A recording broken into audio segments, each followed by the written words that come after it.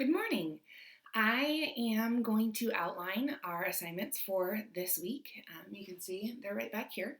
Um, I also am just going to push out all of the assignments for the week today on Google Classroom. I'm going to make sure that they're in order. I'll put today or tomorrow, the 7th, at the top. And then when Thursday rolls around, I will bump Thursday's assignment up to the top of Google Classroom. I did want to put it all out there just because I think some students like to have it all available to them so that they can kind of plan out their week and see what that looks like. You do not need to do the assignments on off math days. It is totally up to you. I just know that sometimes we get into a groove of math and you just can bust through a lot, and that's something that you like to do. Again, it does not have to be that. You can follow the guidelines that were set out by Hawker Grove on days of the week and what assignments you do. So you can see that they're all posted back here just as a visual reference. Again, I will push those out to Google Classroom today so that you can see them. Also, I wanted to talk about there's an additional assignment that I've created, and it's not really an assignment, it's more of a checklist, and that's what it's titled. It allows you to see what we're doing and just kind of keep track of what is going on. Sorry, there's a cat going crazy over here. To see what we've been doing. So you can kind of just have another way to keep yourself organized. So it's kind of just like an online Google Doc planner just for math. You will need to close that document and then reopen it for me to be able to refresh it for you, right? You can't just leave that tab open in your web browser and just keep going back to there and expect it to refresh with the new information each week. It does not, that assignment, that checklist assignment does not need to be turned in to me.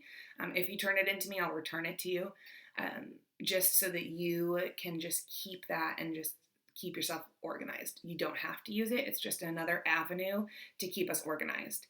So for Math 8, we're doing squares, cubes, and roots, and there are 2 assignments, 5 and 6.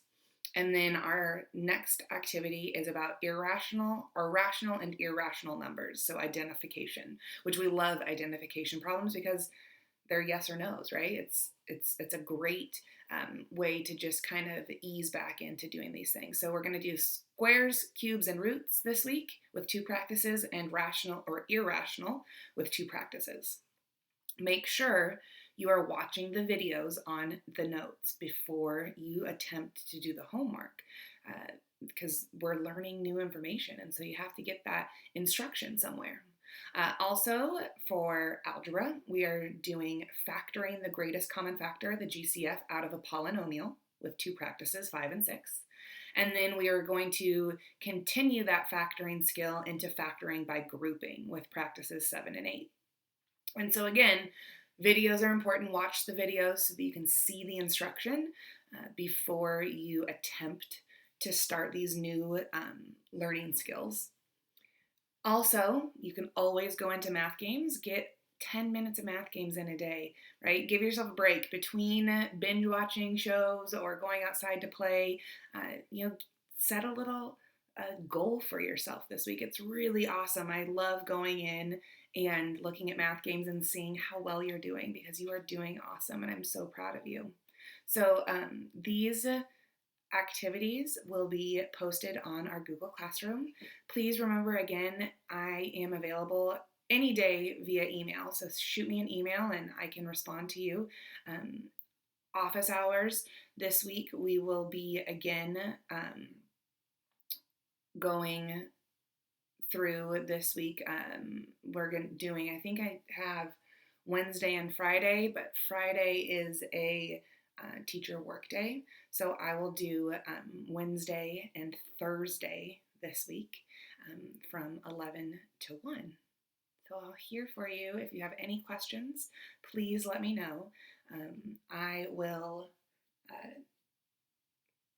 be here waiting for emails to answer. I hope you all are staying safe. You're staying healthy. I hope you're practicing good social distancing. And please know that I miss you.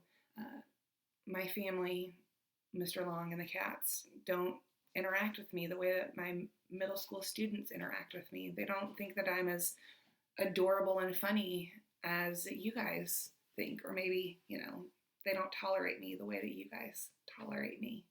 So I miss you. Stay safe, read a book, and I will talk to you later.